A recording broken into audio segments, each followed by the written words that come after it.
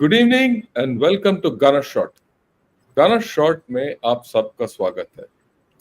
Today we are going into the next topic and into China. We're going to talk of the Platinum Jubilee of the People's Republic of China and Xi's bluster all about it. And this is a joint webinar of Klaus, Kasa and Ganashot. And for this webinar, I have a truly outstanding panel who know China well. And let me welcome all of them.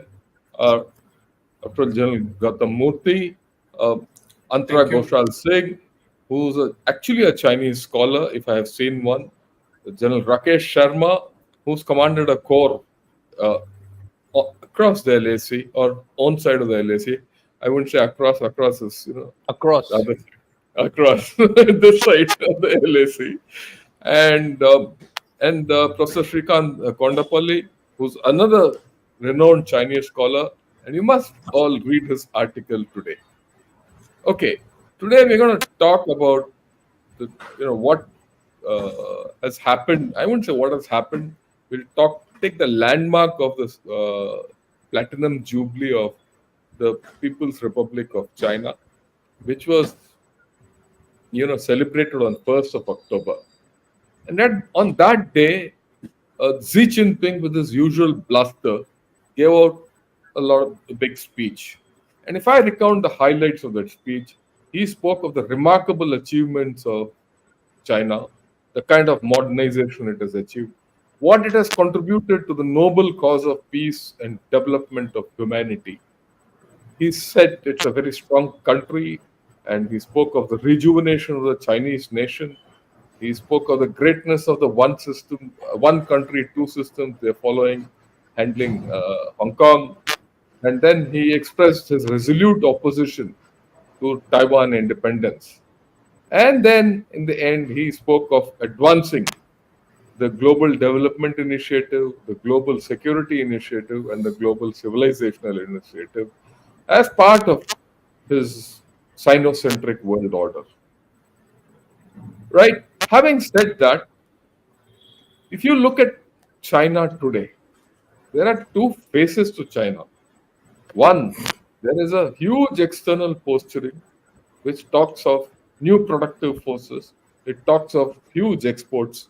It talks of technology. It talks of space, quantum, AI, cyber, electronic vehicles, solar systems, and batteries, which are flooding the world market.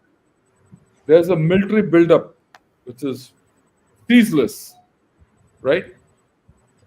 Despite the fact that the huge purges are going on in PLA, and mostly due to corruption. The last one was done day before yesterday, right?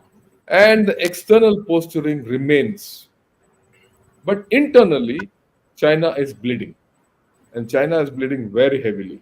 It's been caught in a deflationary spiral, which I've not seen, at least in the recent past, ever since the reforms and opening started, right? And that is despite the stimulus which was carried out recently. In fact, if anything, the effect after the first 3-4 days seems to be going back into a downslide, right? And it has a population decline which is irreversible, for which it is ill-prepared. And that's how China is today. But before I conclude one way or the other, one has to remember a historical fact of China. And this historical fact is that irrespective of what everything else was, whenever China was internally weak, it was externally dangerous. And this is history which we have experienced. In 1962, when China invaded India, China was in the grip of a famine, of the Great Leap Forward. And this was actually, the Great Leap Forward started with the Korean War, when it went to war with America or US forces in Korea. And they continued to be problematic to the whole world during the entire period of the Cultural Revolution. This is the history. So as China weakens, the danger resurfaces, the way I look at it. But then that's my view. We have four members who are very well versed in Chinese issues, and I'll defer the floor to them to speak their mind out on whatever they feel about Xi's Bluster, the 75th anniversary of the People's Republic of China, or whatever. The first, I will request General Gautam Murthy to tee off. Sir, all yours. Please take your 10 to 12 minutes. I'll not stop you.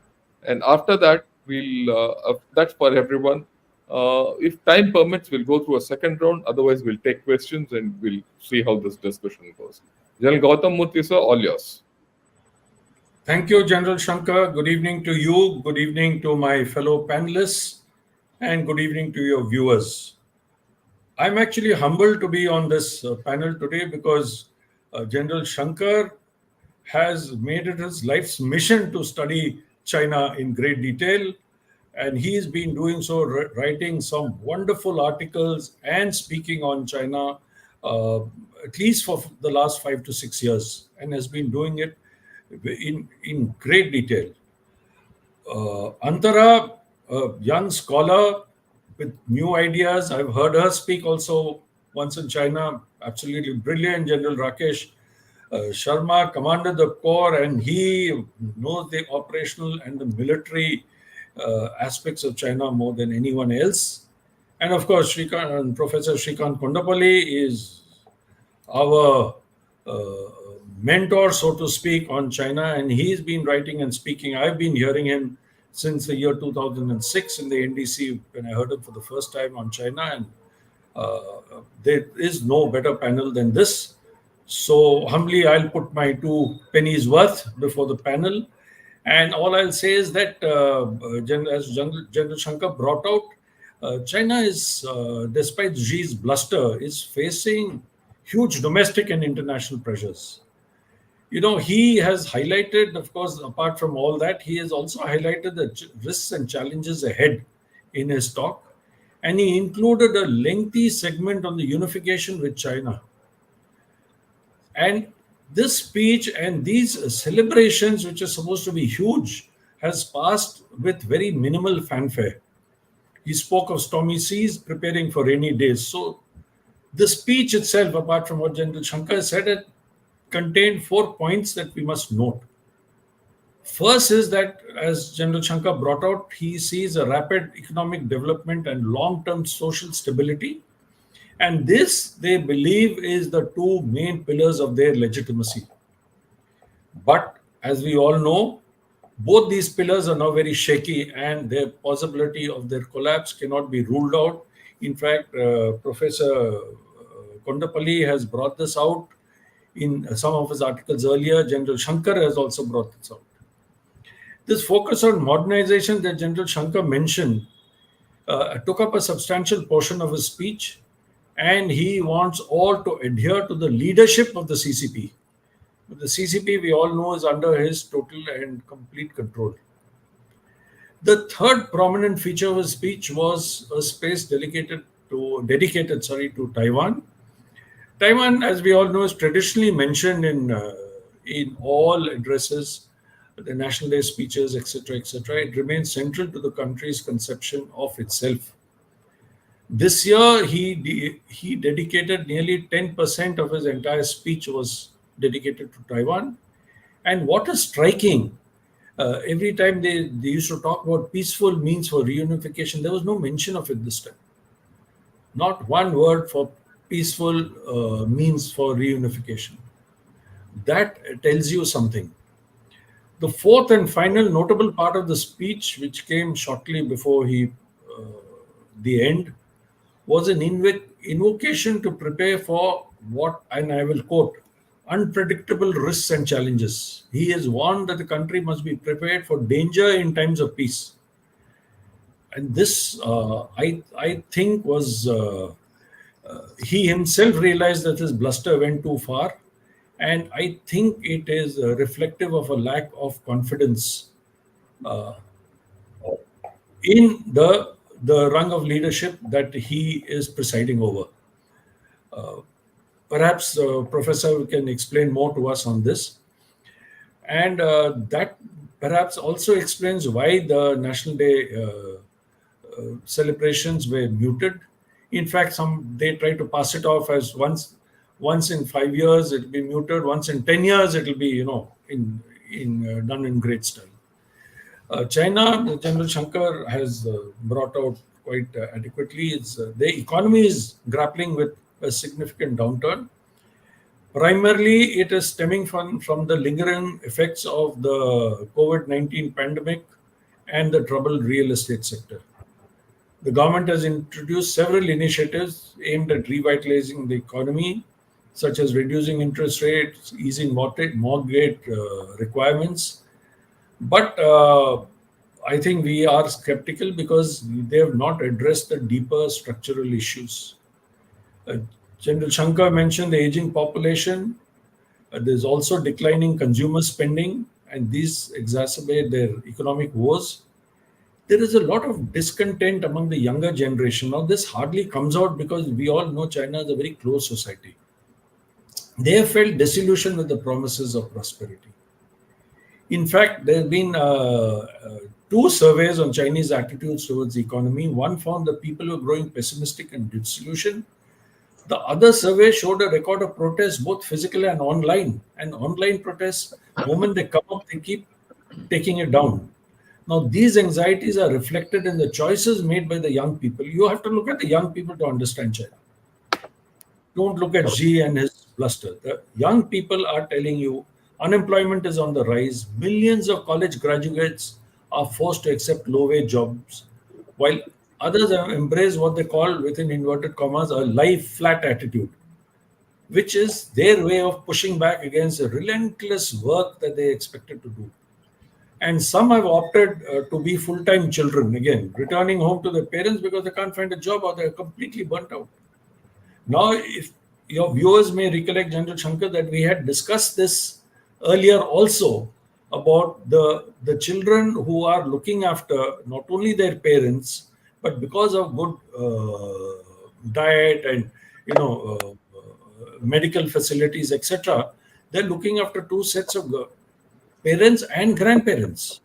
So there are these full-time children who are sitting at home and just doing this and in one apartment because the real estate has crashed. And economically, China is not in such a good place as they are making it out to be. As far as political stability and control is concerned, I think the professor will shed light on it. But Xi's style has been to continue to consolidate power and ensure party loyalty. We have seen the kind of purges that are going on, as General Shankar mentioned even one day before yesterday. Whoever is disloyal, corrupt, now you can hang a guy on anything because the kind of courts of law that they have is quite different from a proper court of law. And Xi's biggest fear, and we've discussed this before, is he has studied the collapse of the Soviet Union. That haunts him, and he is not willing to take a chance of their ideological moorings to get loose. So their emphasis is on bringing stability, and this has led, and the stability is through hard repression.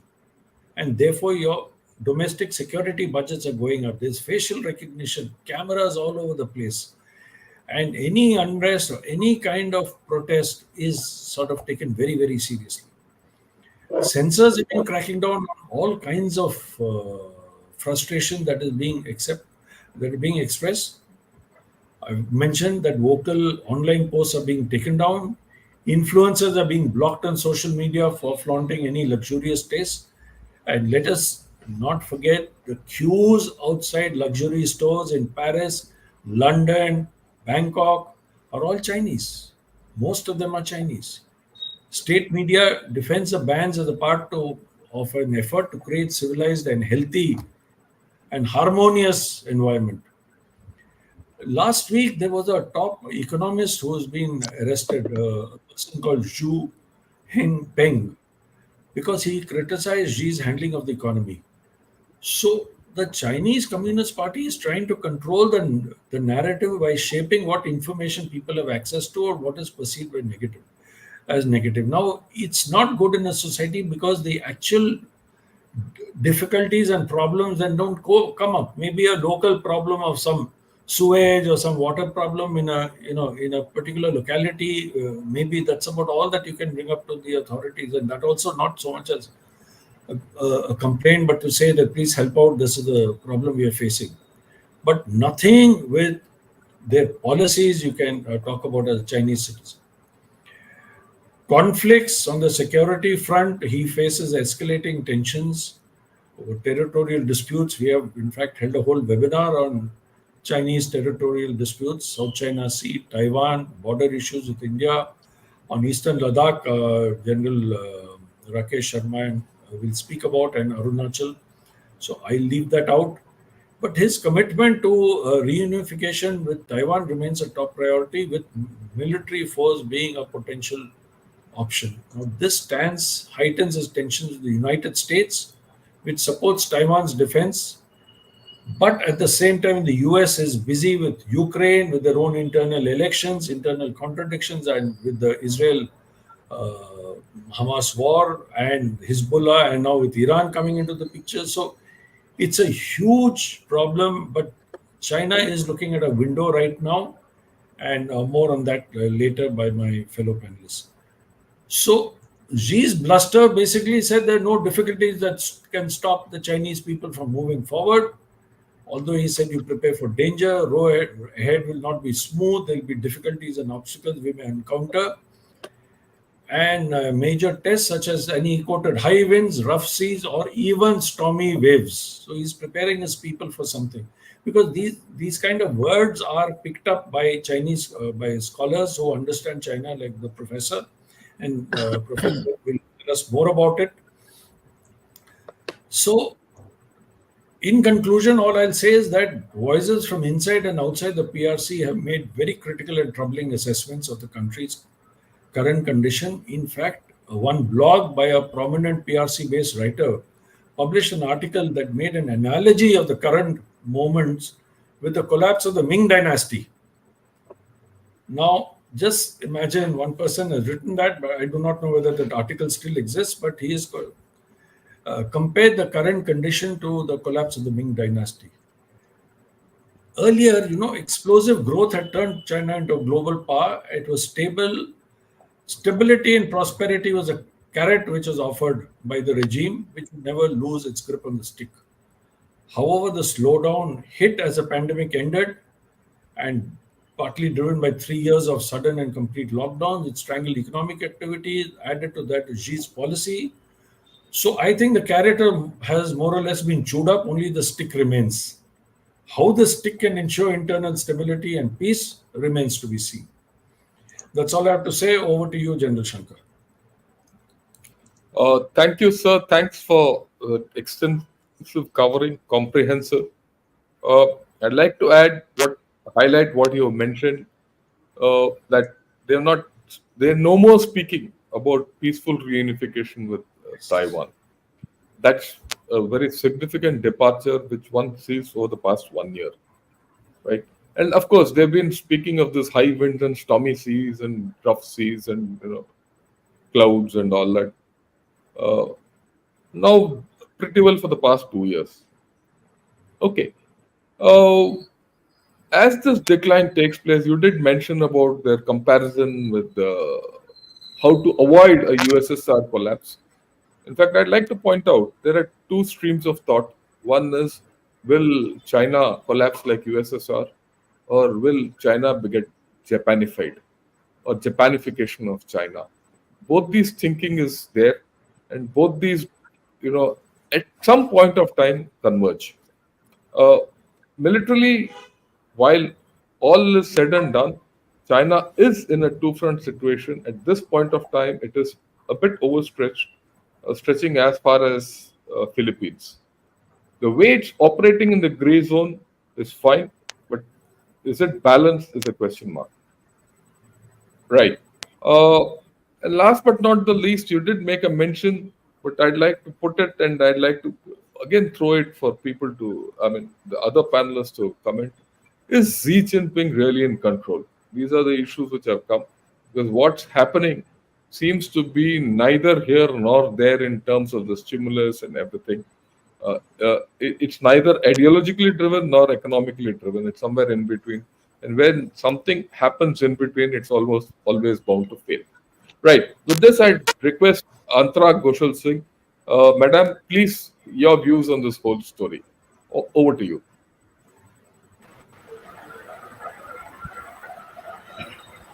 Thank you, sir. Am I audible, sir?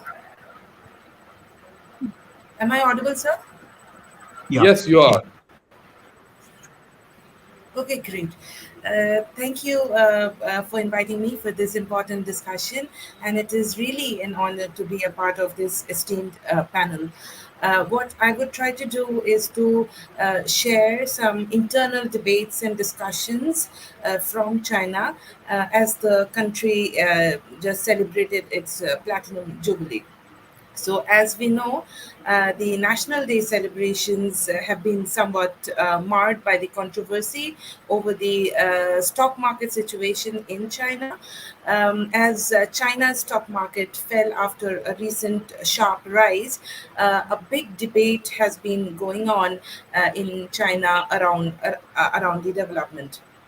In fact, there have been public spats between well-known Chinese economists and private equity tycoons about whether a bull market full of confidence is in the anvil, or this has been just an accidental rebound.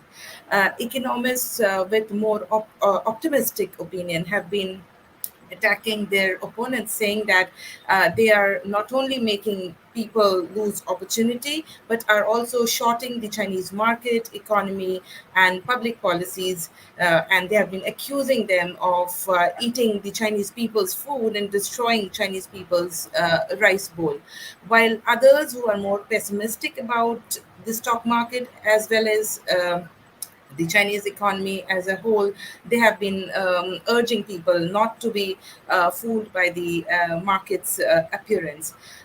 This debate between the industry experts is actually reflective of the contradictory views and attitudes that is currently dominating China's financial market. For ordinary investors, the last few weeks have been quite a dilemma. If they listen to the optimists, they are afraid of taking risks. And if they tend to listen to the pessimists, they're afraid of missing opportunities. However, of late, as the A-share market kept falling, investors started complaining bitterly in Chinese internet. Some even demanded that economists and people in the stock market predicting bull markets to be booked for spreading fake news or rumors, causing investors lose their money. Meanwhile, Chinese state media has gone into the defensive. They argue that foreign media is hyping up the situation to criticize Chinese economy. The stock market is not really a barometer of China's economy. A stock market reversal does not mean that Chinese economy is going to go down. Some are even arguing that in the face of uncertain external environment, China should not rush to play out all its card while stabilizing the overall situation, and it should leave enough room for possible changes in the international environment. In the short and the medium term, the international environment facing China seem to have two major uncertainties. First is the direction of the Federal Reserve's monetary policy, and also the outcome of the US election. In China's economic debate, just to give you a glimpse of the major debates that are going on in China on Chinese economy, there seem to be 5 consensus and 3 disagreements. So the first consensus is that there is a risk of increasing downward pressure on Chinese economy. The second consensus is that the real estate industry has been shrinking, and the decline of the real estate industry is the key factor for the economic downward pressure on Chinese economy. Um, the third consensus is that the decline in the real estate industry has brought about derivative shocks, which includes the impact of fiscal decline on the confidence of entrepreneurs. The fourth consensus is that easing and stimulus policies should be increased. And the last point of consensus is that the continued shrinkage and downward trend of China's real estate sector has had a considerable impact on local finances. And now the differences, so the major differences has been that in terms of fiscal stimulus, the question that is going around is, and also quoting much controversy, is how to distribute welfare to the people, how much to provide financial subsidies to specific groups of people, and which groups are to be considered as specific groups. The second difference, the second discussion or debate, is about how much room does China have for interest rate cuts. The third disagreement is how strong the stimulus should be. Some people are suggesting that the stimulus should be of around 3 trillion to 5 trillion yuan per year for 2 to 3 years, while others are suggesting that it should be around 5 trillion per year for 10 years. Overall, real estate, domestic consumption, and encouraging fertility are the three areas that China is going to focus on going forward. So I'll stop there, and I'm happy to come back on any questions or any comments that you have in the due course. Thank you very much. Thanks a lot, Antara. I think you made you hit the nail on the head as far as their economic situation is concerned. Yeah, if you look at, let me just add to what she says, put it in the broader context. This is the third time that the Chinese stock market is having a hiccup, a major hiccup, ever since reform and opening. The first happened when the global financial crisis took place in 2008. Then in 2015, when the Chinese government itself, hyped up the market, and then it failed. And this is the third one. In the first two cases, the Chinese response was absolutely sure-footed and clear-headed. Whether it was correct or not is a point of other debate, but they did it with absolute political clarity. And I keep repeating, everything in China is political at the end of the day. If you miss the political, you lost the whole story. This time, what comes through is there is political confusion.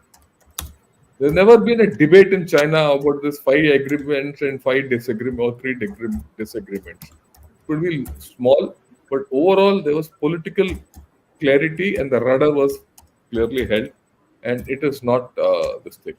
And what's interesting about those 5 consensus which came out, what Antara said is, all the 5 consensus point to the fact that China is going down. The 3 debates are how to pull it out, and there's no consensus on that. So that itself tells you where China is at this point of time standing. Right? I thought that was a very incisive way of putting things. We'll get back to you later. I now request Professor Kondapalli. Sir, it's all yours. Thank you very much for hosting this discussion, timely discussion. The fellow panelists and the viewers, a very good evening to all of you. I think the introduction has already been made about the 75th anniversary speech. So I would have a brief intervention in regard to what this speech content is, as well as the context for the speech as such. As you know, the President Xi Jinping has made a speech on the eve of the 75th anniversary of the People's Republic of China. Previously, they held the 100th anniversary of the Communist Party in 2001. And in 2027, the PLA 100th anniversary is due, and that has been tagged to the Taiwan invasion scenarios. And there is also the 2001 identified as Well-off Society creation anniversary by 2021. So these anniversaries are important features in Chinese political system, symbolic in nature mainly. But this speech didn't had much of policy. Policies are laid down at the Communist Party Congress. The previous one was the October 2022 20th Party Congress, which had laid down for the next 5 years what should be the policy, broad policy, and they keep tweaking based on the ground reality. So the speech by President Xi Jinping didn't have much policy inputs. Nevertheless, it shows to a certain tone that could influence the next March National People's Congress legal and other resolutions, also in terms of the economic policy. So that is the broad tone of the speech, number one. Number two, the overall aspects of the speech is that it is not a very optimistic assessment, as the two previous speakers have already mentioned. But this is also in line with the 20th Party Congress tone on security. There is a very paranoid kind of assessment in the 20th Party Congress, and that continues even now at the 75th anniversary speech by President Xi Jinping. The second aspect is, of course, President Xi had reiterated about the strong country, um, uh, meaning thereby about security aspects, but also about the economic development, rapid economic development. Now, as you know, the National People's Congress this March had laid down 5% growth rate, roughly. Previous year, about 5.5%. And during the COVID year, there was a 3%, 3.3% growth rate. So the problem for China is how to maintain. And this is a very crucial problem for China because in Tiananmen Square massacre and following the Chinese Communist Party's announcement, they mentioned about economic growth rates as key for controlling the social stability issues. So the deal between the Communist Party and the people is to maintain economic growth rates, which have actually fallen from nearly 14% in the mid-90s to that of 10% in 2010, and during the COVID years to 3%. And now they are estimating that to be around 5%. The GDP figures are important also because according to the Chinese Academy of Social Sciences, for every 1% decline in growth rates, there are 8 million unemployed. And as I just mentioned, there is a substantial decline in growth rate, which means that there is a huge, almost 40 to 50 million unemployed in the last 10 years. And China produces nearly 7 to 8 million graduates a year. And so this issue is a big problem for China, because in democracies, you can throw away any party and bring in a new system. But in the case of China, as Jan Shankar mentioned, there is going the Soviet way, because in Soviet Union, the CPSU collapsed first and then the Soviet Union. So this is a big issue for China in order to maintain growth rates. So that is the key feature also in this speech, that they that President Xi suggested to maintaining the economic growth rate. The other aspect at the broader level is the core of the party in exercising the overall leadership. And since 2018 amendments to the party constitution, she has been elevated to the core, and he had become the center for all the party-related activities. An Australian scholar mentioned about the centralization of powers and said that Xi Jinping has become chairman of everything. So this is the key feature and mentioned in the speech as well about the upholding core role of the party in exercising overall leadership. This is the most important aspect, which under Xi's second term has been intensified. And this is important for those who have watched the visuals in the 20th Party Congress of how former president and a mentor of Xi Jinping, who was ushered out from the hall of the Communist Party Congress. President Hu Jintao was removed from the hall. So that indicates that there is actually a lot of tension. And this video suggested to actually Hu Chunhua being removed from the 25-member Politburo. Instead, we only have now 24-member Politburo. And that was the tussle between the leaders at that point of time. So this is another aspect that she reiterated in his speech. At the strategic level also, there is the Chinese-style modernization, which was emphasized. I think we should also pay attention to this because China is trying to say that its modernization efforts are different from the Western-style modernization efforts.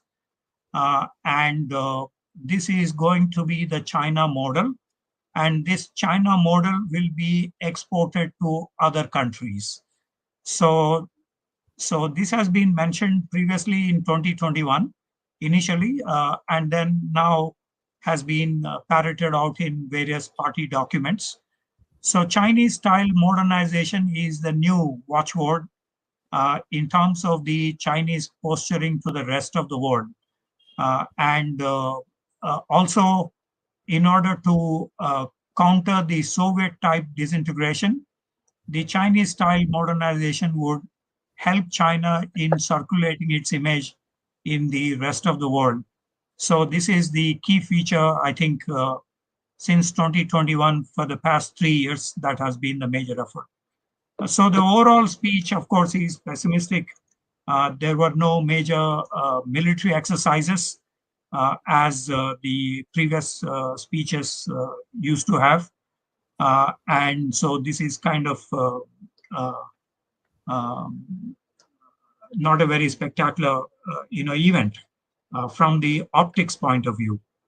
The other is, of course, as the three interventions before mentioned, about the stormy seas, unpredictable risks and challenges, preparing for rainy days,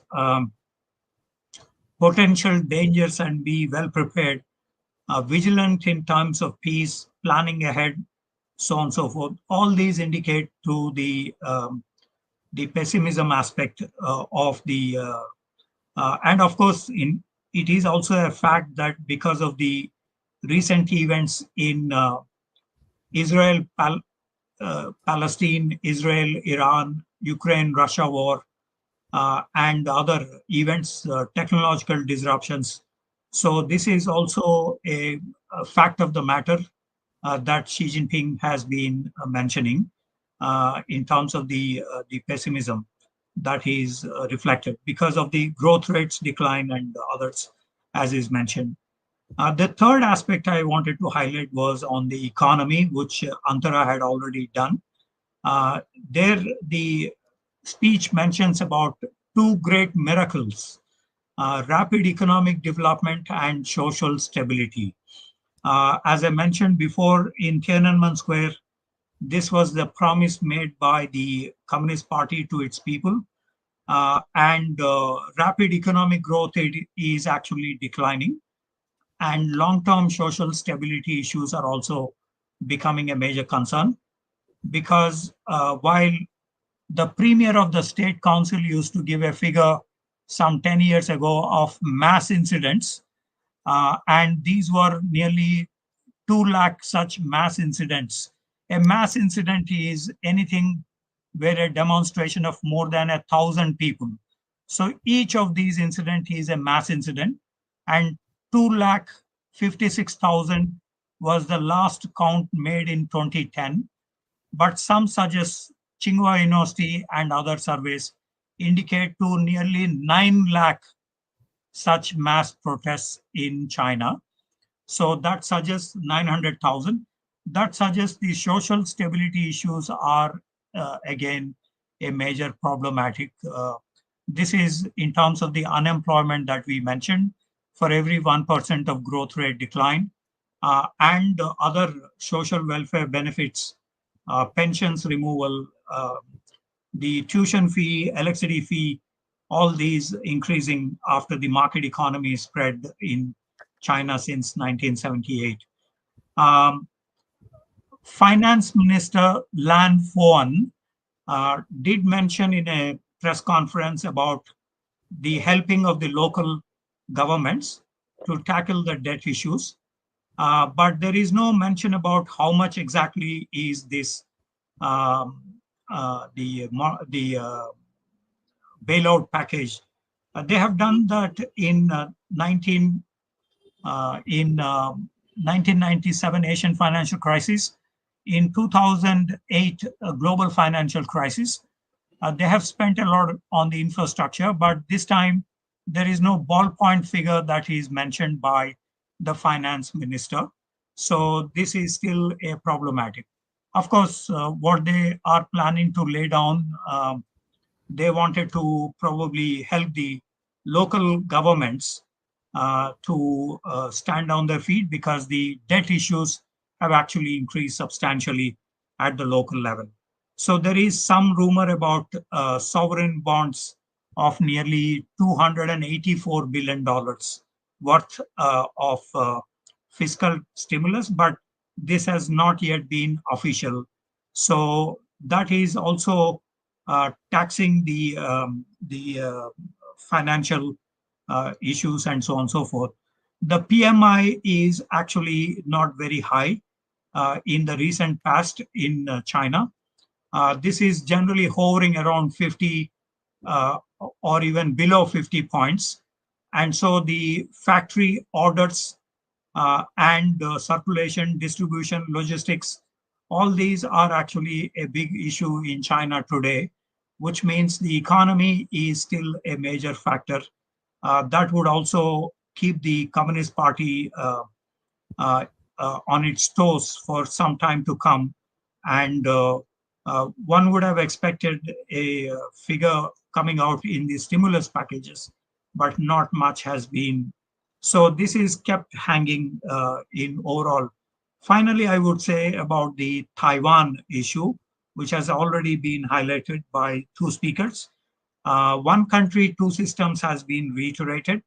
And President Xi mentioned that this is an irreversible trend and a matter of justice.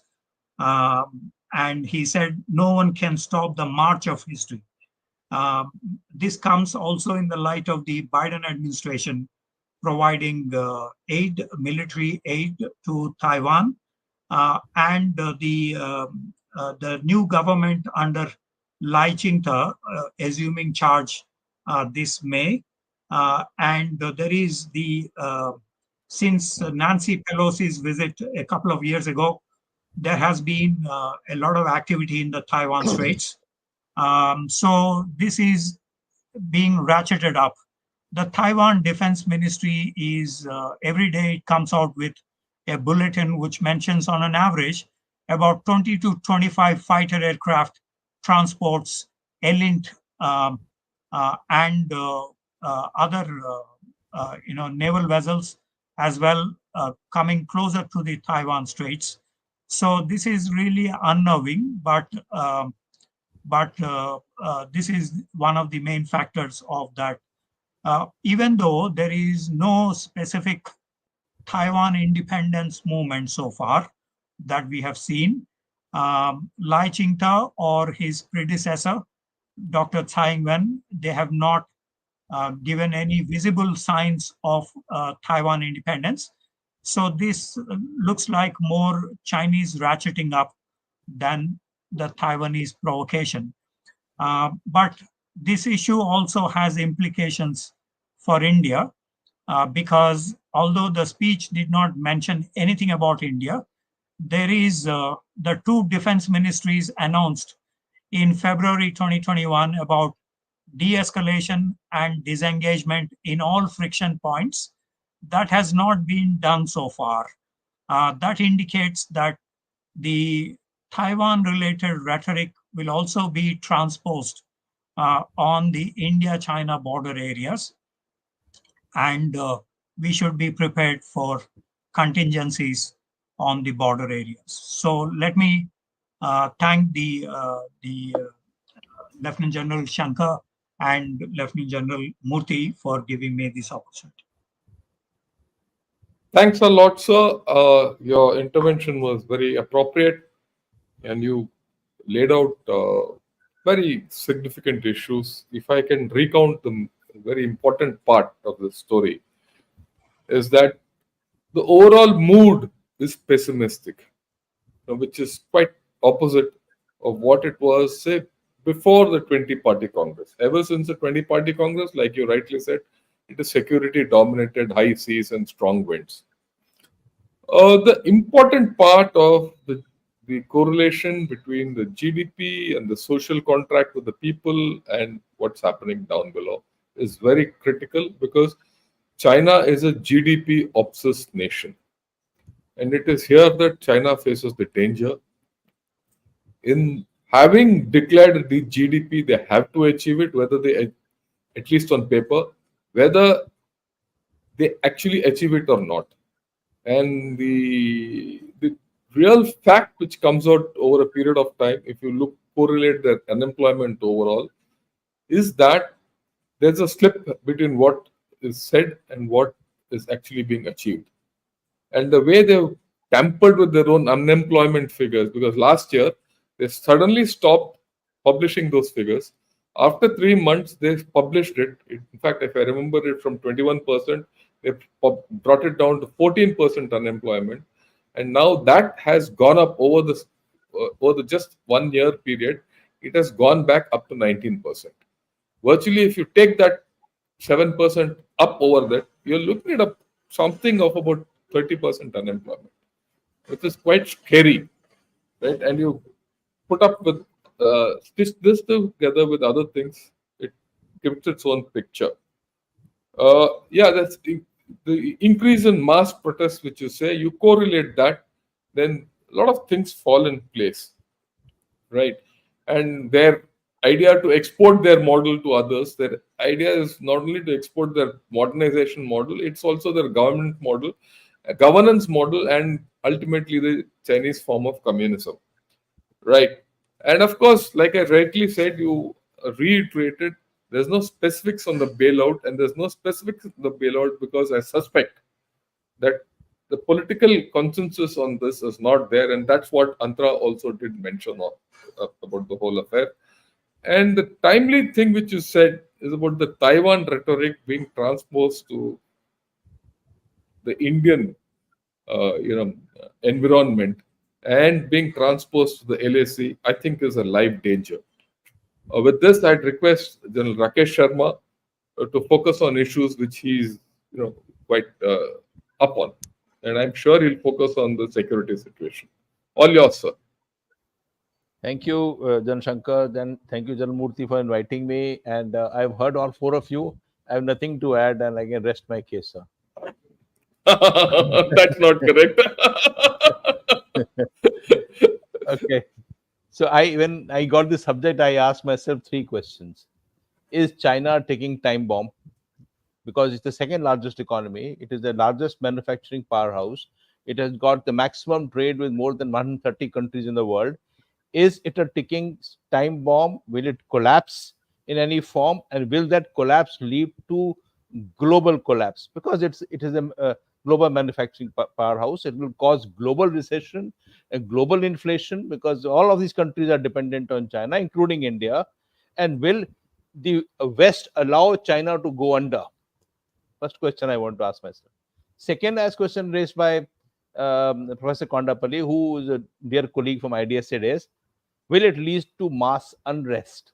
I follow this figure of nearly 3 lakh odd protests of 1,000 people each who gather together, but there is no shooting, no firing, no patthar throwing. It's not a protest of the kind that takes place even in India. So these are protests, all right. They get together, they put armbands and they go away. But they are protests, all right, and they're significant. Will it lead to mass social unrest in China? And third question which I ask myself is that will that lead to a security situation?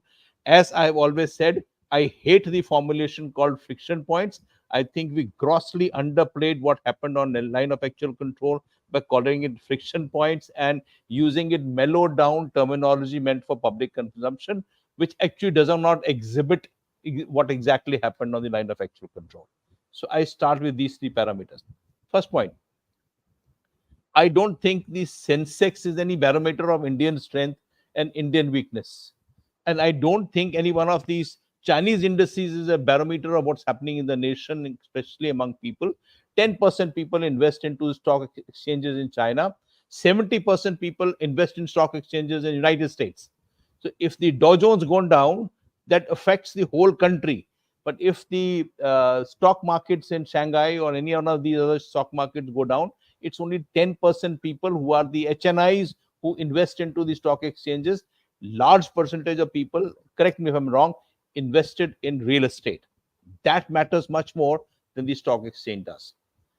First point. Second, now, is China trying to dig itself out of its hole by these 2 packages, stimulus packages that it had released? The one which came up in the end of September, a trillion yuan package, in addition to many other issues which China had also brought about, like, for example, lower interest rates, monetary policy changes, reserve ratios for banks were reduced. So the package which came, the stimulus package that came out in end of September, was not 1 trillion yuan alone. It had many other issues to facilitate buying capacities of the people of China. And then how much effect that has had takes a long time. United States, if you go back to 2008, gave $1 trillion package to take out their own country out of the mess they had gone into 2008. We are talking about 1 trillion yuan, which is 1/4 of. So, and the United States took nearly 10 years to get out of the mess of 2008. Now, the point is, will exports, which is the mainstay of China, help China get out of this mess that they have got into? First point, I think, is that stimulus was bold, but more than the stimulus that came, first one, not the second one, which Professor Kondapalli referred to, which came out yesterday. I'm talking about yesterday's stimulus later. The first stimulus that came out, at least now, first time, the Chinese government accepted that they are in trouble. The stimulus said so. It is not the stormy winds, and it's not that the other issues that he raised in 75th speech, but this stimulus package and the entire issues brought about these issues out here. The second part is the stimulus package which came up yesterday, which Professor Kondapalli referred to, is a fiscal stimulus package, which the world is waiting for. The monetary package alone, the fiscal package yesterday, and rightly said that they have not quantified it. But having not quantified it, it is appreciated that it was yesterday, it was a $2 trillion package. Now, $2 trillion package, that means total $3 trillion in last 10 days is what the Chinese have pumped into the economy. This second package also includes social welfare, like what we are doing, giving ration to 80 crore people. So they decided to give, say, 700 yuan to every family which has got 2 children and above. So 700 yuan you give to every family, and this money is usable for purchase of white goods, those goods which are household goods. So there is an attempt to get these things right. Now some statistics are all confusing, and China is opaque, and I don't read Chinese. But except for the 4 larger cities, which is Shanghai and Beijing and Guangzhou and Shenzhen, which are in trouble, which are in serious trouble, there have been positive trends read by many Western economists into the 2nd, 3rd, and the 4th tier cities, where they show that there is a little movement forward, very mild movement, but there is a movement positive coming up from the 2nd, 3rd, and the 4th tier cities. So that needs to be now seen in times to come. I come back to the question I was raising: will exports, which is the mainstay of China, dig China out of this trouble that they have in the economy? Now, the point I want to raise is that exports are just about 20% of Chinese GDP. Yeah, we'll just wait for him to come back. I think he's yeah, there he is. Yeah. So I won't vanish till the time I get some brick bats here. Okay. Go ahead.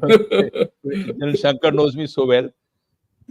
See, they say that there is a change because of EV and solar panels and the green energy industry will dig China out because they have a downfall in the real estate energy.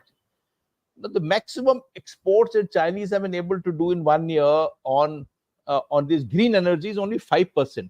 So the green energy is not going to dig China out of the trouble that the Chinese have got. Their weakness lies into the old industry, which was actually the employment generators. For example, apparel, furniture, cosmetics, household appliances. These have gone down because of a lack of consumer sentiment in this market. And on last 3 years, Chinese have also decided that the cost of manufacturing having gone up, they invested largely in Vietnam, in Malaysia, in Cambodia, in Laos, and Indonesia. So their industry has migrated across to other countries to do the same kind of production and give them the same kind of revenues without the larger expenditure of the heavy labor market which has come into China. So then there is they have tried to remodel the high manufacturing industry costs that they were having inside in the problem. So then of course there are issues now. Europe, for example, the Volkswagen boss came up day before yesterday, said the European Union putting 35% tariffs on EVs is a poor idea. The company that's going to suffer in Europe is going to be Volkswagen, Mercedes, and BMWs, because China will put the similar tariff, which China has already done, put tariffs against the cars which Germany was selling across to China. Germany is the financial powerhouse of European Union. So there is a quid pro quo on, and games are being played despite all pressure the United States and European Union is putting across on tariffs and non-tariff barriers. Every month there are financial delegations of United States and European Union visiting China, and there is no reciprocity. Chinese are not sending them. These people are sending. Actually, the Americans have got billions and billions of investment out there. India, we had Apple, shabash Apple. The Apple factory got burned recently in India. We had to go back to China to start producing those, getting those same items which were being produced in India, because that factory got burnt in Bangalore. The fact is that finally the major issues, these countries will have to rely back on the Chinese, and to allow the Chinese to go totally under, the American economy will be the first one to be hit because of the kind of dependence that they have grown across in with that on China. Now, I would like to say that there are serious problems in China on economy, which Chinese have acknowledged, and whether President Xi, somebody said, does he believe there is a problem or not? Does he not believe there's a problem or not? Does he believe the problem will go out on its own? Does he believe he has to intervene? Finally, all questions have been answered. he has intervened, whether he likes it. He's not an economist, but he likes it or not, he has intervened. And how much of this intervention will go in future, and what effect it will have, I think it is premature. United States took a long time to get out of Lehman Brothers and all the problems that those countries have had. So that's one part of the issue, is that I would like to give Chinese a little time to say whether it will recover or not, or it will decouple. Decoupling is out, de-risking is also out. Look at what happened to Australia. Finally, the Australian Prime Minister went to China and said, "Yaar, humse galti bhayo." Like we say in Gurkhali, na, galti bhayo. Yeah, we have done a mistake. Please allow us to start doing trading again. That FTA, which they have signed in 2015, China and Australia, in 2021, the Chinese set 200% tariffs on all items of that FTA: sorghum, beef, coal, barley, wines, everything 200% tariff. The Australian economy went fat. This year, the Australians have gone back and said, okay, we will back out of all the issues that we are raising on COVID. And the Prime Minister has signed back, and the FTA of 2015 is back. Otherwise, Australian economy had gone down terribly because of the 200% tariffs that the Chinese had laid against Australians. So there is a game being played among many countries, and Chinese having now gone into industry in Southeast Asia in a big way.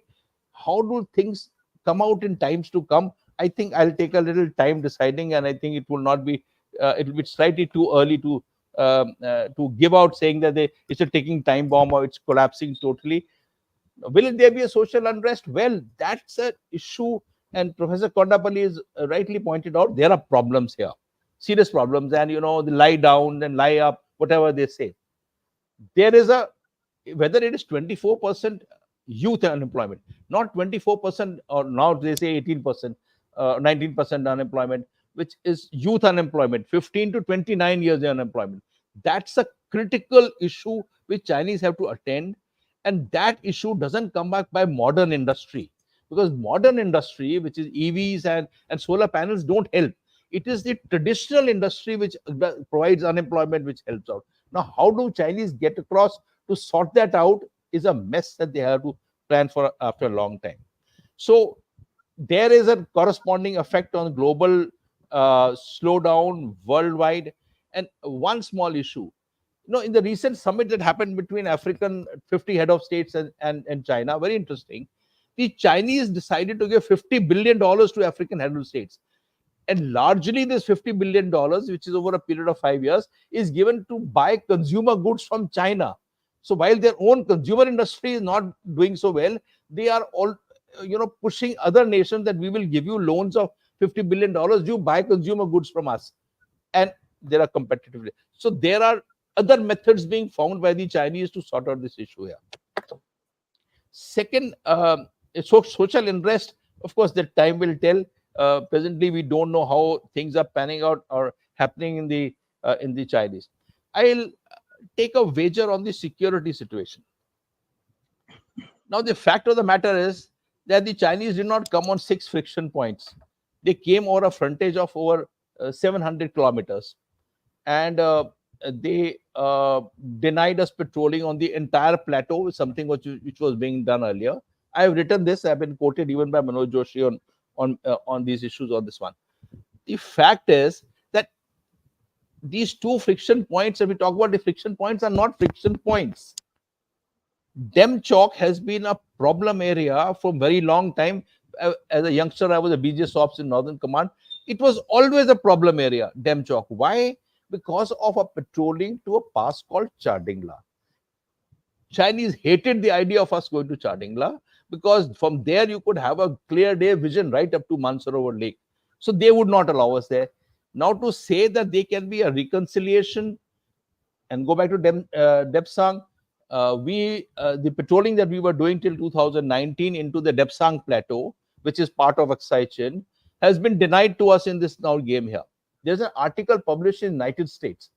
And God alone knows, we never clarify. We don't know what's happening in discussion, so I don't know. But I read the article which said, now the Chinese have asked for 9 to 15 kilometers of buffer zone in Depsang. Now, this is a American media.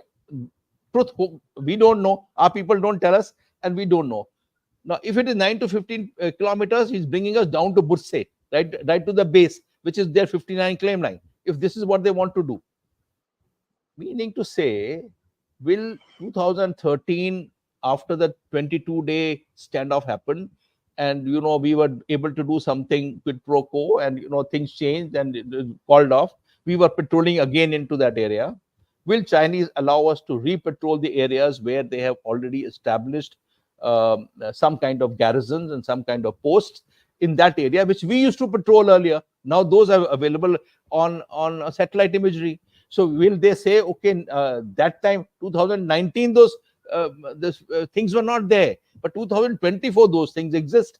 Will they say, okay, we relent on it? What they will do, okay, have a buffer of 5 kilometers, and we will say disengagement has been carried out.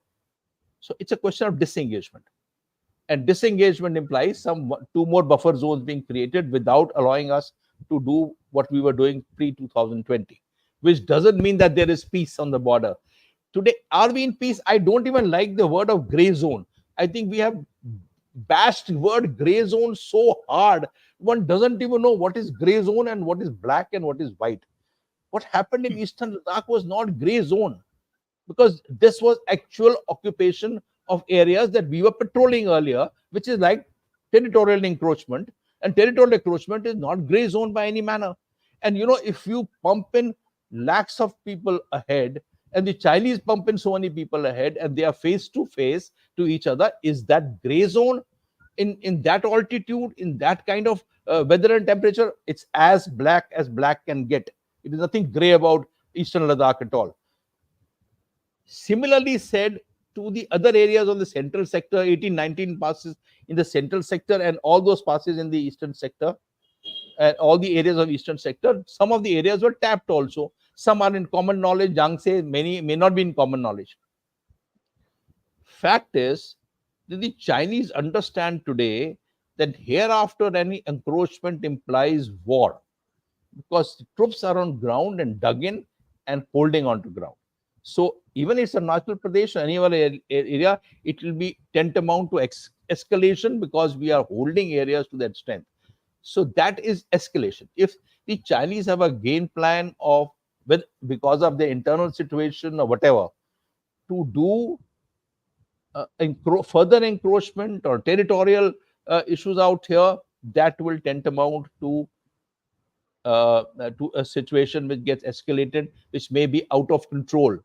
Because and no Chinese government, they are pragmatic people, they think far away, will go ahead and establish a game plan or an end state which is not achievable, because victory in such matters is controversial. It's a nebulous issue.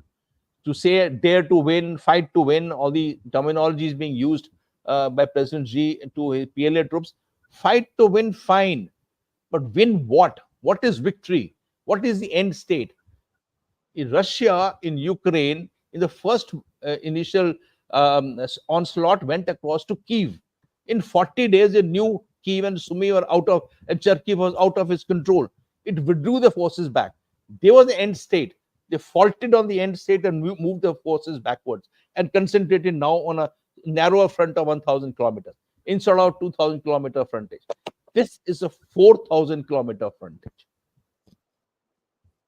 It's easier said than done. That what can be, what future will foretell here.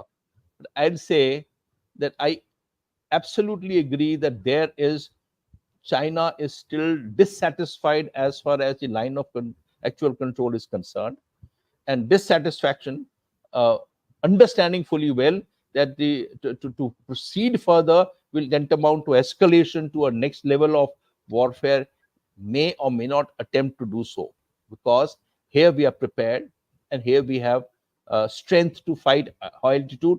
We are masters in high altitude, from Haji Pir to 1948 Pir Kanthi to Haji Pir Pass to Kargil Heights. We are masters here and we can fight it out.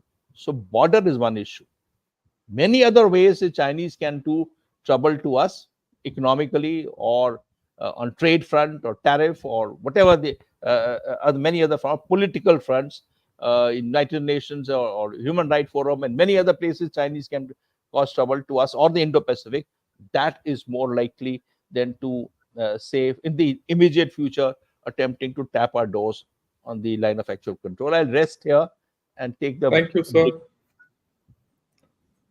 yeah. Yeah, thanks a lot. You gave out a very clear picture of the security situation. But before that, your viewpoint is that it's too early to say which way China will go in terms of the stimulus and what will be the outcomes. I fully agree. It's too early, but at the same time, there is a very clear unanimity. In fact, it's not unanimity. There's pretty clear that the stimulus itself has come too late. And like you rightly said, their exports won't dig them out of that hole, right? And the hole which they've created is the 30% of the real estate, which will also not go away. So they are in a terrifically bad situation. Those protests at this point of time, they might be this thing, but then China is China. If you see the history of China, there are issues which keep happening in China every 100 years, 200 years. You know, if you read Chinese history, things are of a different thing. But then, like you rightly said, it's only time which can tell. It's their internal problem with no one to help them. And their external problem is not being helped, but apart from everything else which you said, by the fundamental factor, the buying power of many nations where this to whom they sell is not very great due to the wars which are going on. So that's going to have an effect on China. And when if China goes down, it's going to affect all of us is a foregone conclusion. Now, as far as your assessment of the LAC and the border is concerned, I go completely with you. We are actually at this point of time, we are both in a situation where we are dissatisfied. Both of us are dissatisfied with this standoff which is going on across the board. And both of us are, I don't think, are in a position to take it to a logical conclusion to satisfy each other. How this will play out is a matter of, how strategic games which will be played. It is dependent on a lot of things. Whether our government has a political acumen to sort this out politically is the issue. Because, like I said, I have always believed when you deal with China, you don't deal with it militarily or economically, you deal with it politically. If you don't, you're not able to deal with it politically, you're out of the game.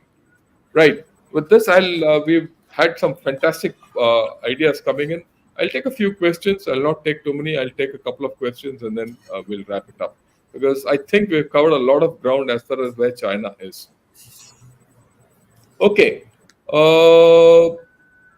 There's an interesting question which says, sir, the purging of senior military officers at the Chinese CMC and its various armies continue unabated. What effect would such actions by Z have on the morale of fighting formations? I'd like to add, yesterday only, there's one PLA RF rocket scientist again who's been sacked. And if you take the sum total, there are about 20 guys who've been sacked in this whole story. Professor Kondapalli, your view.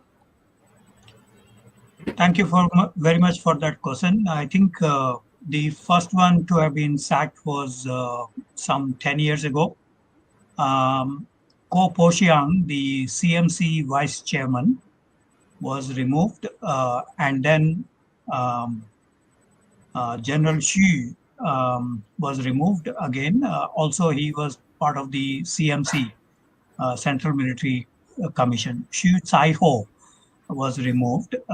Then Ku Chin-kun, General Ku Chin-kun, he was the General Logistics Department Deputy Director.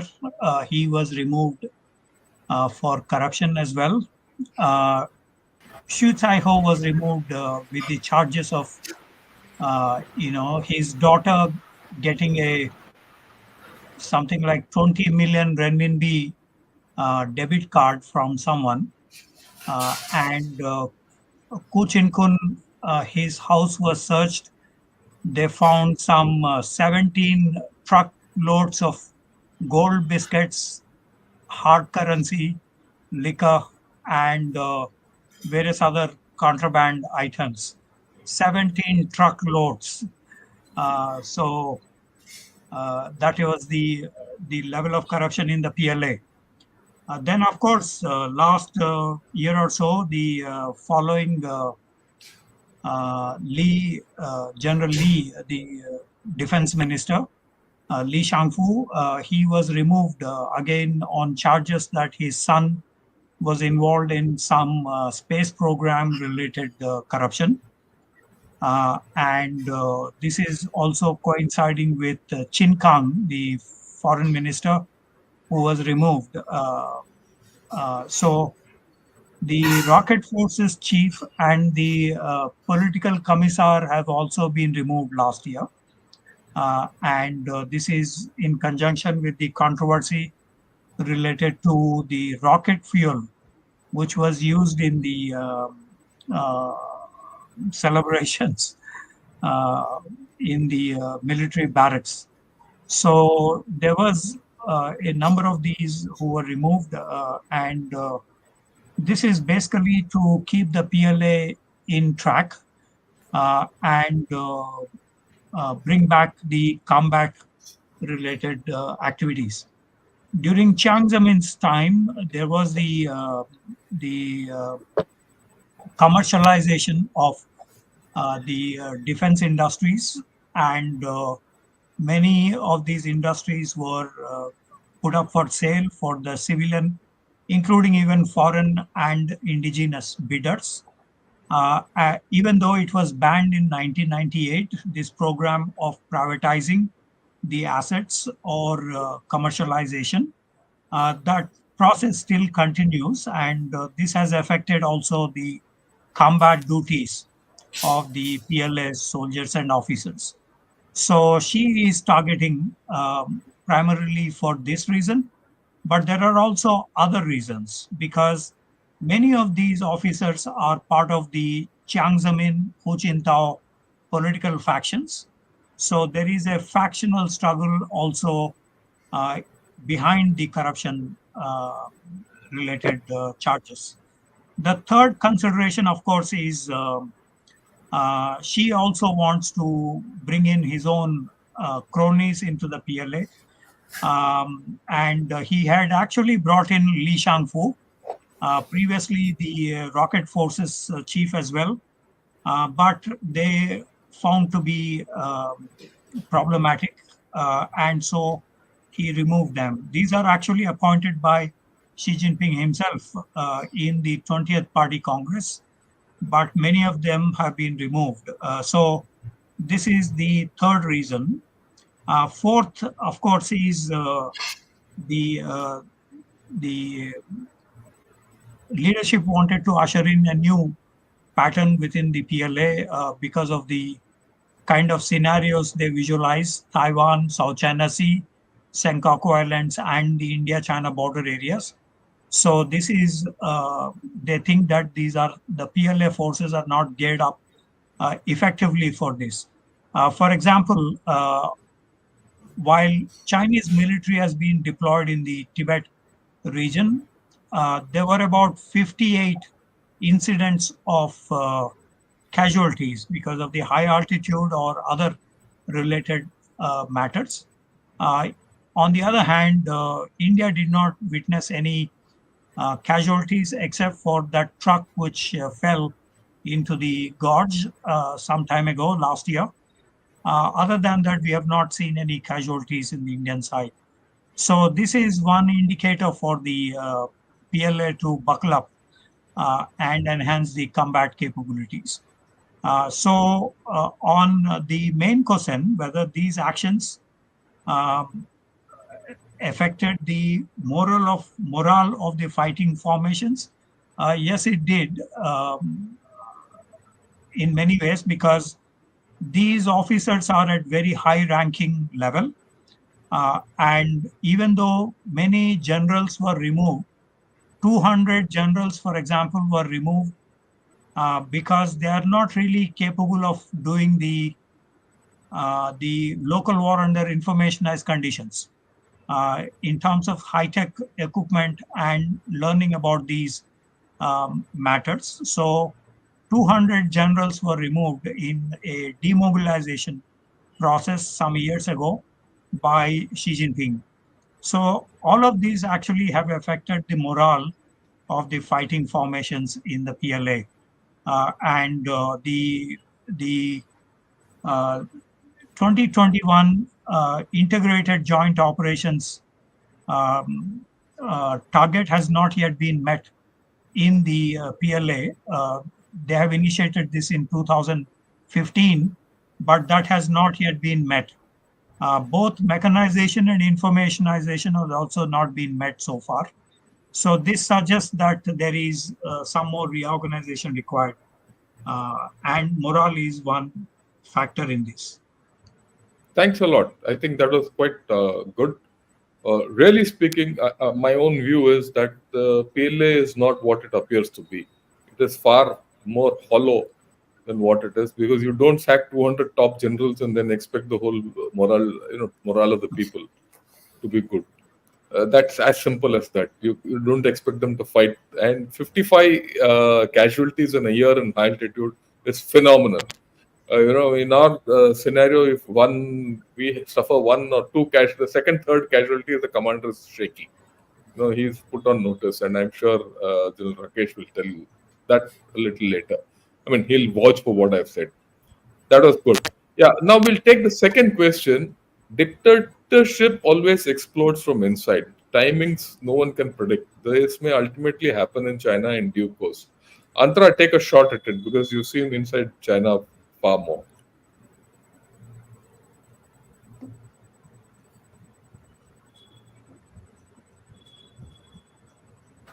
Sir, sir, hello. Am I audible? Yeah, you're Yes. audible.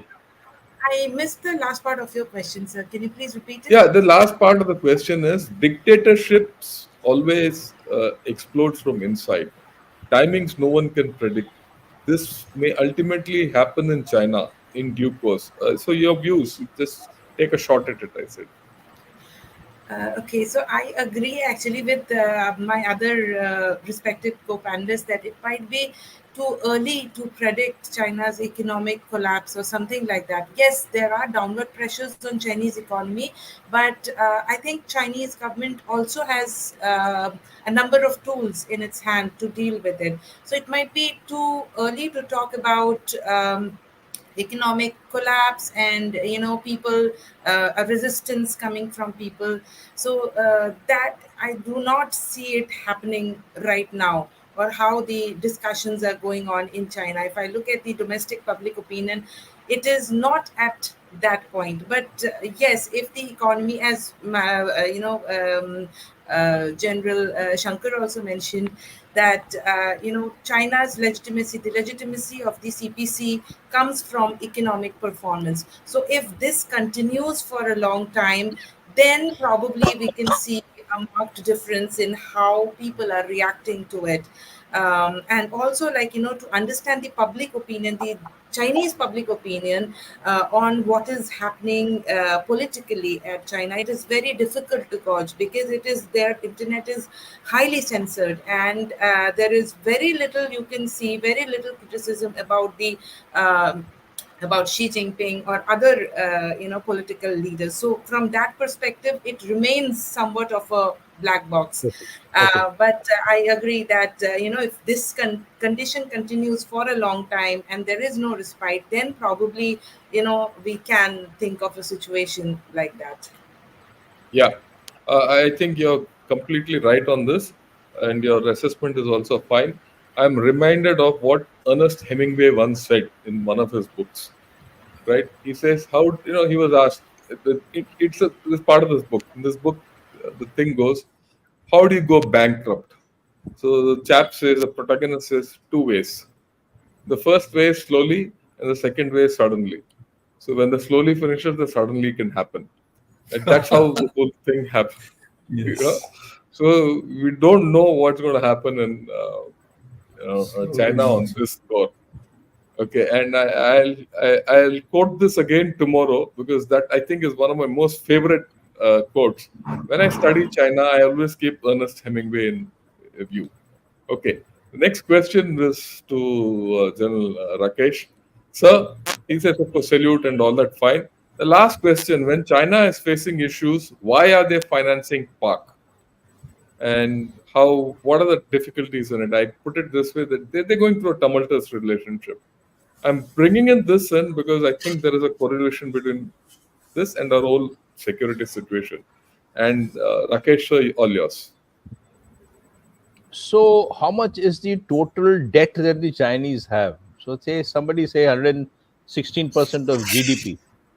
Now, if you say the total debt Americans have a $25 trillion economy, they have a debt of $35 trillion already. They are wanting to go again to Congress to take money. So the debt as percent of GDP, most countries, we ourselves have a debt about 80% of GDP. So the barometers change as countries change. Now, the issue is that they are making $100 billion advantage on trade every year, every month. Sorry, 100 billion. See, between 90 and 99 billion dollars in the month of June. That was a positive that they got on trade, and now they are not investing across in United States bonds. This money is being surplus, being sent to Bahamas or Cayman or wherever it is going across. They have money. They have problem internally because there are no jobs and people are villa people is a problem. That's a you don't know how to handle all those issues.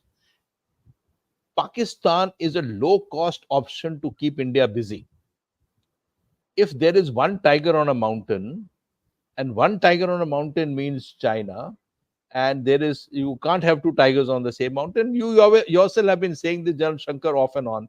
I keep hearing your tigers on the mountain regularly. I'm a great student of your shows nearly every day.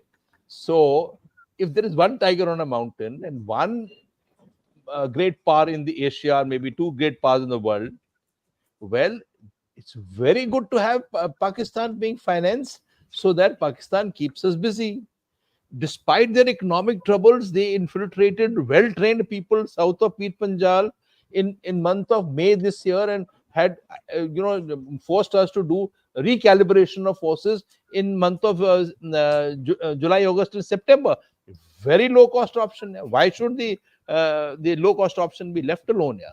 So I am convinced that Pakistan is a conduit to keep India busy, as other conduits are there. So it suits them well. The other part is that there are 1,500 odd Chinese in Pakistan now working in the BRI 2.0. BRI 2.0 is more innovative in nature than BRI 1.0. This 1,500, they have in 5-6 incidents. They have happened near the airport. It's happened in the embassy and the consulate. So there are serious issues here. Now they have arm twisted Pakistanis last week or 10 days ago, just before the attack, and Aurangzeb came on TV to say that, look, I am giving 50 billion, how much rupees, only to protect the Chinese who are working in Pakistan. It is more than the defense budget. That's the kind of money Aurangzeb is allotting. Aurangzeb is their finance minister. That's the kind of money Aurangzeb is allotting across to protect the Chinese projects and Chinese people. Why? Because, well, it's a kind of dependence. This $7 billion IMF loan is just one small part of the entire thing, because 5 billion is coming from China, 5 billion coming from UAE, and also from Saudi Arabia, which are allied advantages coming across to Pakistan because the IMF have cleared the loan across to them. So, when it is a total basket of it. IMF is one issue, and IMF is given only one point something to Chinese, but the Pakistanis, but Chinese and Saudis and UAE have said, okay, we will release our tranches across there. So overall, I think the attempt is to put Pakistan out of the trouble that Pakistan have. And I think, major professors who study great power politics and tragedy of great powers and rise and fall of great powers, they always say that if there is a rising power, attempts must be made to pull it down. Which is a rising power? India. You said That's simple. Yeah, there's no doubt. And it's my theory. Let me add to what you said, that India is a power which has to rise against all odds. We'll not have America backing us like America backed Japan, Germany, or China, right? We'll not have a peaceful rise like China had for the past 50 years. We've always have to fight through our wars. But that's our strength. The way I look And, at it, that's our and strength let me also. put one more thing. See, the Americans became a developed country, the UK became a developed country. They became developed countries as dictatorships, not as democracies. They Yes. became democracies after they got developed. After becoming, yeah. The House of Commons, I think, came up in 1911, 1912, something like that. The fact of the matter is, we have started 1947 as a democracy, a cacophony of a democracy. For us to rise is even more difficult because of the state we are developing in. While you can't compare, and they who are selling democracy to other countries is Others. actually, there was no black franchise, there was no women franchise in America till 60s, yeah. In 60s, yes. 64. Yeah. But no, I that's where I feel the internal strength of our country is that we will go against odds. We'll rise slowly but steadily. We'll rise. No one can stop us. Right. The last question, which is from General Dushyant Singh, I must take it. And Gautam Murthy, so all yours. Will China follow the principle of one country, two system if Taiwan gets assimilated, as no reference was made to peaceful unification of Taiwan in the 75th anniversary celebration?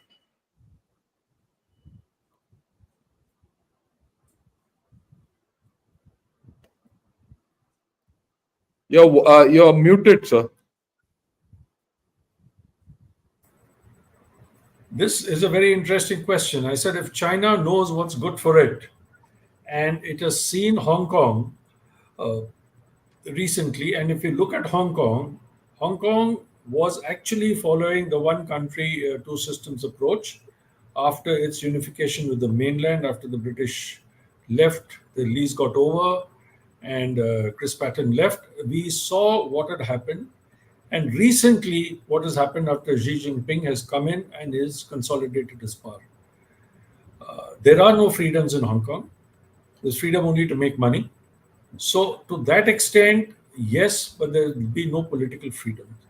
Now, if Taiwan gets assimilated, and General Dushyant has asked a very sensitive question, but no reference was made to the peaceful unification of Taiwan. I take it that Xi is looking at military unification of Taiwan. And the professor very clearly brought out 2027 is what they are looking at. That gives you just 3 years. The US, in my opening remarks, I mentioned, is absolutely distracted with the Ukraine war. They're pouring money into it, Ukraine-Russia war.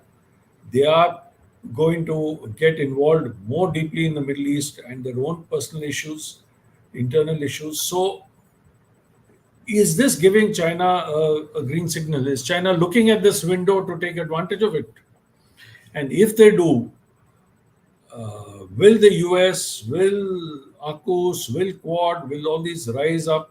Quad, we all know, is not a security alliance. That's very clear. But what will happen? All bets are off over here, General Dushyant. I cannot give a frank answer to this because I frankly do not know which way it is going to go. But unlikely that one country, two systems, economic, markets, financial, yes, that will probably happen. But nothing else. Nothing else. Thank you. But let me add on. If you look at the Hong Kong model, it's already one country, and it's only one system. Right? Politically, it's gone down to one system already. Yeah, politically, yes. Financially, it's gone to one. Financially, it will ultimately become. They don't want to make it one country, one system because Hong Kong still remains a conduit. The second system is useful to conduit money. So they're playing it smart, but essentially it's one country, one system. In the case of Taiwan, I don't think they'll give that leeway at all. And especially if they have to take it by force, it's only one country and one system, and because at that point of time there's no question of second system coming in, and that will be the American system. They'll completely try to eject it. Right? That's my view, and it could have a different connotation. But then that's open to debate. With this, I thought for the past 1.5 hours, we've had some fantastic points coming about China. And we need to discuss China more. And we need to, broad base it across many more subjects for the simple reason as we are changing, so is China changing. And China is changing very rapidly. And the fount of that change, I keep maintaining it, is their population decline. Because the population decline from what is on paper to what is on ground, I think there's a huge difference and is negative. So this country is going to change, and this country, like General Sharma has eloquently put out, we have 4,000 kilometers border with them, and this is going to trouble us. And they are opening out an Indian Ocean region where they're going to trouble us even further. And for reasons best known to our polity, we are even allowing investments from there into this. So we're going to have issues. Yeah, please. Same issue which you're raising now. If we follow the economic survey of this year, which stated that there should be opening of FDI and opening of other trade issues with China, and there were a plethora of articles published subsequently as to say that for India to rise to $5 trillion and $10 trillion economy, and because the subsidiaries of most of the exports that we do come from China, and if we have to rely on China to rise up, well, then we have to put issues of the border and of the tension of security in a separate basket. We can't forget them, because that will happen separately. Where the Taiwanese trade with China, Japanese trade with China, or Philippines bananas being sold to China are separate issues to the border issues that are happening here. We can't soft pedal the border to sort out the trade. Yeah, I agree with you completely. We have an issue at hand, and I think our policy with China as a whole, from a 360-degree viewpoint, has to be taken, and that is probably the most important thing. I'd like to thank all the panelists for this wonderful discussion. Antara wanted to say something. You can't deny her the right. She's a professor. Yeah. Sir, I couldn't get. Sir, one small thing, sir. Please. Sorry, sir. Go ahead. We can benefit from China will help us to rise to a $5 trillion economy or something. But I think there is huge domestic resistance to China investing in India. The resistance is not just from India, but also from China. So we should take that in mind, because I do not think it's going to happen how we are thinking. Yeah, valid. So I agree with you. Now that others have spoken, Professor Kondapalli, your view also last view, and then. On General Dushyant Singh's question on whether Taiwan gets assimilated, I think that depends on one, the military prowess of China, and secondly on the Taiwanese people themselves. We have seen in Russia-Ukraine conflict, it's a bordering country for Russia, yet we are living in the third year of this conflict. In the case of China-Taiwan, there is a 180 nautical mile moat, and this is a geographical nightmare for China if it intends to occupy Taiwan. The second factor is the Taiwanese themselves. 58% of their polling indicated they want status quo, and roughly about 30% for reunification, and the rest not decided or for independence. So overwhelming Taiwanese are for status quo, and they have not given any indicator for where their direction is. This also creates a lot of problem for other countries on the direction that Taiwan is taking, but definitely not reunification, because that is not the majority of the people in Taiwan want. So it's a very complicated situation. Yeah, thanks for your views. Then Moorthy sir, all yours for the final. Thanks. I think we've had a marvelous and a really in-depth discussion. Starting from Xi's speech, which actually set the ball rolling, to almost covered all aspects of China. The questions were very interesting. I thank you, General Shankar. I thank you, my fellow panelists, General Rakesh Sharma, Professor Srikant Kondapalli, and Ms. ANTARA GHOSAL Singh for this superb discussion. Thank you, viewers, for your patience. I think we have well exceeded the time, but it was a very, very interesting discussion. Thank you very much. We look forward to your presence in more discussions in future. Thank you. Eating into drinking time, sir. Good evening and That's Jai fine. Jai Thank you, Jai sir. Jai Hind. Jai Hind. Hind. Jai Hind to all of you, Jai. sir. Jai Hind. Bye bye. Thank you.